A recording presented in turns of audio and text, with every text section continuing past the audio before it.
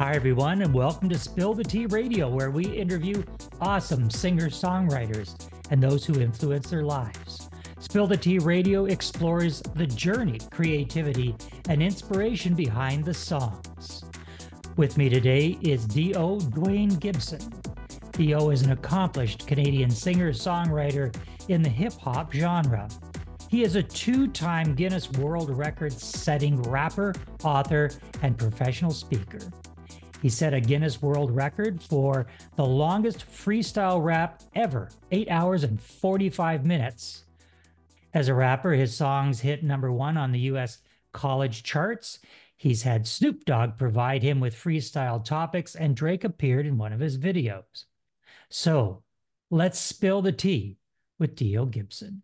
You've got quite a pedigree. I dare say it's probably spanned a few decades since you started in the business, which always begs the question about, the overnight success we talk about. Do you believe in that? Do you believe that anyone can have an overnight success? When we talk about overnight, like we're talking, say, within a year, from going from, zero to hero in a year. Do you believe in that phenom?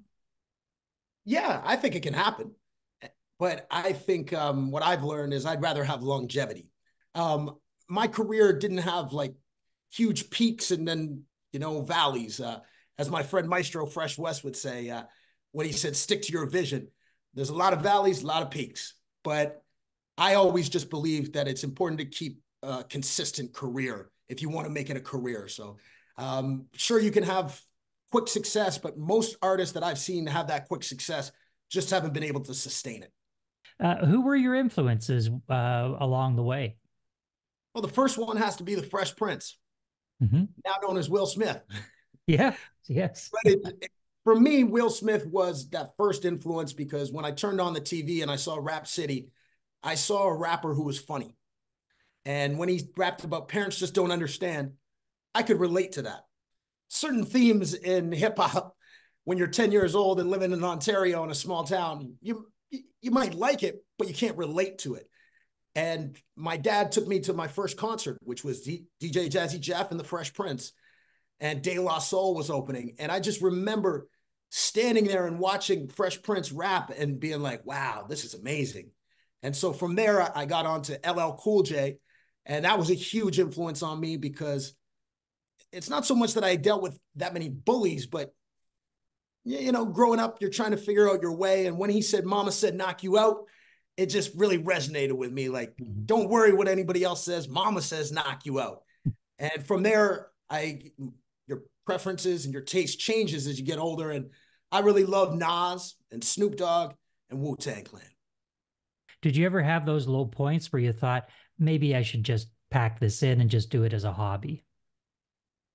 Yeah, I think you face those tough times. Like I remember some of my early shows and thinking they're going to be great. They're going to be sold out. And then there's not that many people that come. But that was a cool experience because sure, maybe the next day when you wake up, you're a little discouraged.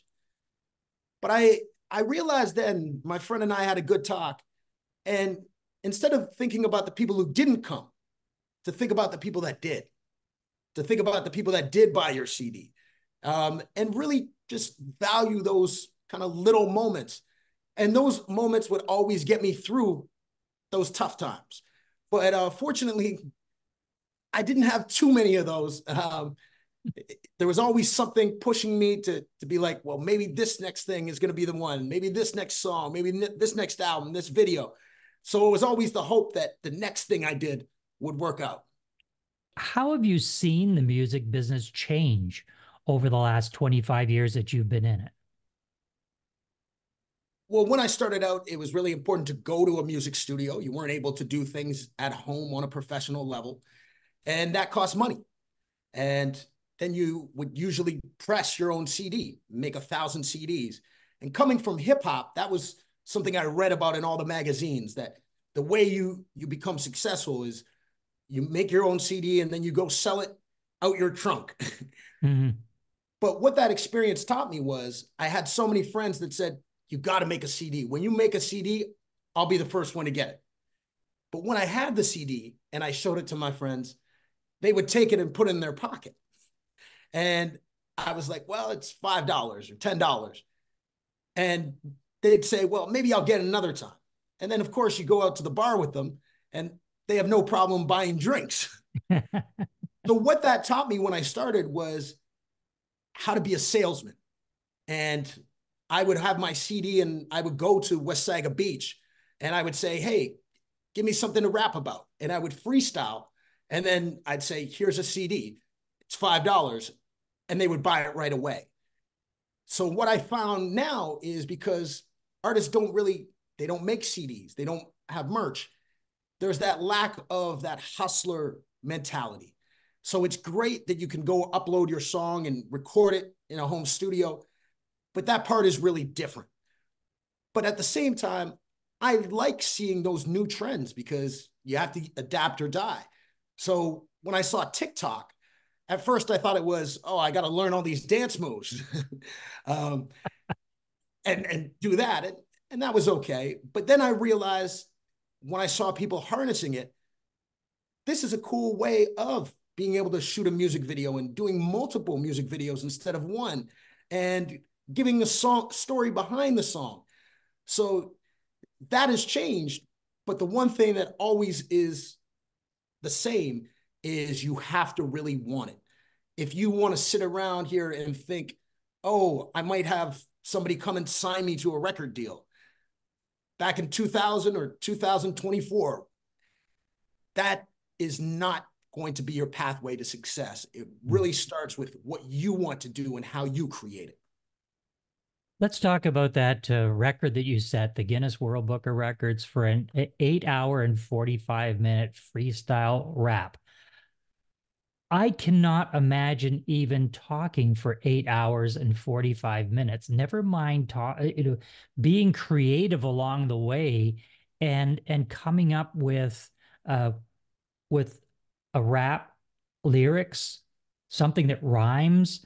I mean, that it's unimaginable for me to even think about that. How do you even prepare for something like that? How did it come about? Tell us the story. Well, I think to be a good rapper, you need to be a good writer as well, especially as a freestyler. So I've written hundreds of raps and filled up rap books, as we call them, rhyme books. So because I did so much writing, that really helped build that rhyming database in my head so that when I do a freestyle, my favorite thing is I don't know what I'm going to say. I leave it up to the crowd. So they might say rap about shoes or rap about the Maple Leafs. In that case, I got a lot to say. Well, that rap I want to hear. Right?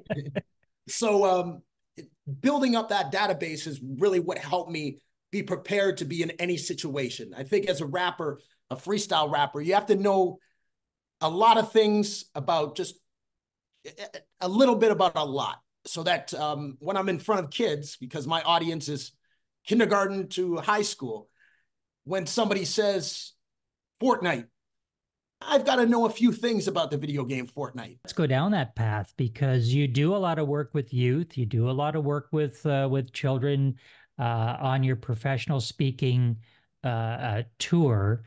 How did you get involved with that? My mother was a teacher. So one thing I learned about teachers is most of their friends are teachers. And one of my parents' friends invited me into their school. And her husband is a teacher as well. So I went to his school in the afternoon. And I remember being very nervous about it because I was like, I've got to do this for 45 minutes. Like, how am I going to do it? And what I noticed from those first couple performances was it just kind of came natural and easy to me. And connecting with the kids was what was most important versus I want to talk about this, and this, and just having that just genuine connection with kids. But to be called back in by schools, you also have to deliver a solid message. So I'm glad that I was able to build that program through trial and error, and I've done it over 3,500 times now. So I've been able to fine tune it a little bit over the time. Let's get into one of the songs that you wrote. The song was recently released in 2023 with a very special meaning to you. I listened without knowing anything about the composition. Uh, when that hook hit, Dio, when that hook hit, I got choked up. I got choked up. So let's take a listen to singer, rapper, songwriter Dio Gibson and his composition, Appreciate Ya. And this one goes out to all the mothers. It doesn't matter the color. I was raised by a strong woman. She taught me how to grow and listen, be wise with my decisions. I remember she was doing courses till when we got that mortgage. Maybe cause I'm getting older. Think about everything they told you, everything you owe, yeah. Shout out to all the mothers helping us to be strong brothers. Can't wait for the next wine sipping, reminiscing, exchanging stories of when we were children. I wish there was a way to pay you back. So all I gotta say is that, dear mama, you my Afeni, a white woman, raised a strong black man. Feel me? I don't know what else to say to you, except I appreciate Mama, I don't know you. how else to say. I wouldn't be here today without your love and your praise. I appreciate you. You take the dark clouds away. You brighten up my day. I don't know how else to say. I appreciate you. I appreciate you. Oh, I really do though. I appreciate the women in my life. Made me come all right. You know what it is. Yeah. Yeah. I was raised by strong black women. Just wanna say it. You know respect is a given. I know one who raised a son by her own. Except for the summers when he went down home. Had to take a few buses after daycare. Never complain like it ain't fair. And as soon as she got paid in, she spoiled her, only had name brand. Then she went and bought her own house, even did it without a spouse. I say all this because we close. My cousin like a sister to me, helped me get back on my feet. I had to say it cause respect due. And even when I'm gone, you know I'll check on you. Yeah, cause I don't know what else to say to you, except I appreciate you. How else to say? I wouldn't be here today without your love and your praise. I appreciate you. You take the dark clouds away. You brighten up my day. I don't know how else to say. I appreciate you. I don't know what else I can say. Except for all the women that paved the way. Shout out to all the moms. Shout out to all the grandmothers. Shout out to the aunties. Shout out to the cousins. You know, shout out to the woman around the block that used to raise you. I don't know. You know. That was Appreciate You by Dio Gibson. Dio, that song, when I first started to listen to it, wow. I think he's talking about his mom. I think and then when that hook hits, he realized, yeah, this is a song about his mom, and it's a thank you song to his mom. What was the inspiration behind that? And does it fit into a rapper's genre where he's so sensitive that he's talking about his mom? I think in hip hop, you always have that connection, and in Black culture, so many people talk about their mom, and there's a lot of kids that were brought up by single mothers. One of my favorite rappers of all time is Tupac. And it's interesting when you say Tupac, because some people think, well, Tupac's a gangster rapper. Mm-hmm. And they look at that one aspect of his career, where the song that made him famous was him rapping about his mother, Dear Mama. So that was kind of the framework for the song. But my mother's white, and there's so many kids across this country that are mixed. And I talk a lot about Black Canadian history, whether it's in my school shows or my work. But I wanted to write something about the white side of my family as well, and how having a white mother also taught me how to be a strong Black man. And I thought that's something that a lot of people could relate to. And so it was great to work with Socrates, who produced the beat. As soon as I heard that beat, I said, oh my goodness, I'm going to write a good song to this. Because sometimes producers will say, what do you want? What are you looking for? And you don't really know until you hear it. And then when I wrote the song, I said, I got to get Jordan on here, because Jordan has been a good friend of mine throughout music for 20 years. And I said, I got to record it with my man Slack at the Beach Out. So it was cool to be in the studio and to come up with that hook right on the spot. And Jordan just went and knocked it down. And I thought it was something a lot of people can relate to, because at the end of the day, everybody loves their mother. What's coming up for you over the next few months? Well, I'm looking forward to kicking off a cross-Canada tour, starting in British Columbia in January, and touring schools, doing 3 schools a day some days, from Vancouver to Kelowna to Grand Forks, Kamloops, and then Vancouver Island. And then coming back to Ontario and doing another run of shows for a few weeks. And then I go to the Grammys in Los Angeles. So that's going to be a lot of fun.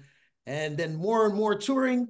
And that's going to take me to the East Coast of Canada for the Junos. And it's going to be a cool moment, because a good friend of mine and a mentor to me, Maestro Fresh West, is being inducted into the Hall of Fame there. And finally, I'm excited that in May, I'm going to be performing in South Africa at a music event there. So it'll be a world tour by that time. So a lot to look forward to. Well, best of luck to you. It sounds like you're going to be on the road for quite a while in 2024. If people want some more information about the tour, about your music, where should they go to? How do they hear more? I am D.O. Gibson. So I-A-M-D-O Gibson on TikTok. I am D.O. Gibson on YouTube. I am D.O. Gibson on Instagram, and I am DOGibson.com. We have been in conversation with D.O. Gibson, a professional singer, rapper, songwriter, performer. D.O., thanks for being with us. Thank you. Oh, yeah.